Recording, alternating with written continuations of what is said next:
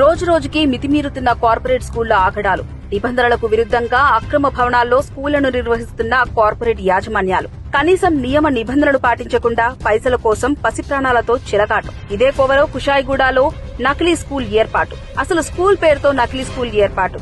హైదరాబాద్ లోనే పేరుగాంచిన ప్రముఖ సెయింట్ యాన్ స్కూల్ పేరుతో ఈసీఎల్ చౌరస్తాకు కూతవేట దూరంలో కుషాయిగూడ పారిశ్రామిక వార్డులో మేడ్చల్ మల్కాజిగిరి జిల్లా కోర్టు భవనం వెనకాల ఓ స్కూల్ వెలిసింది.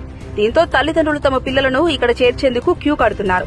అక్కడ సిబ్బంది నగరంలోని తార్నాక, బొల్లారం, సికింద్రాబాద్, కూకట్పల్లి తదితర ప్రాంతాల్లో తమ బ్రాంచీలు ఉన్నాయని చెబుతున్నారు. దీంతో అనుమానం వచ్చిన విద్యార్థి సంఘాలు ఆరా తీశారు. సదరు స్కూల్ పేరు సెయింట్ యాన్స్ అని స్కూల్ పేరుతో పర్మిషన్ల కోసం డీఓ కార్యాలయంలో అర్జీ పెట్టుకున్నారని తెలిసింది. నకిలీ పేరు పెట్టుకుని అడ్మిషన్లు దండుకోవాలనే దురుద్దేశం ఒకటైతే, కుషాయిగూడ ఇండస్ట్రియల్ ప్రాంతంలో అది విషవాయువులు చిమ్మే వెట్ ఇండియా ఫార్మా కంపెనీకి ఆనుకొని ఉండటం ఒకంత ఆందోళన కలిగించే ఇంకో విషయం. ఇండస్ట్రియల్ జోన్ లో స్కూల్ను ఏర్పాటు చేసి రెసిడెన్షియల్ ప్రాంతంలో ఏర్పాటు చేశామని విద్యా అధికారులను పక్కదోవ పట్టించడం మరో విషయం. ఇంత జరుగుతుంటే అధికారులు చోద్యం చూస్తున్నారా లేక వారి కనుసన్నల్లోనే నడుస్తుందా అన్న అనుమానాలు రేకెత్తిస్తున్నాయి.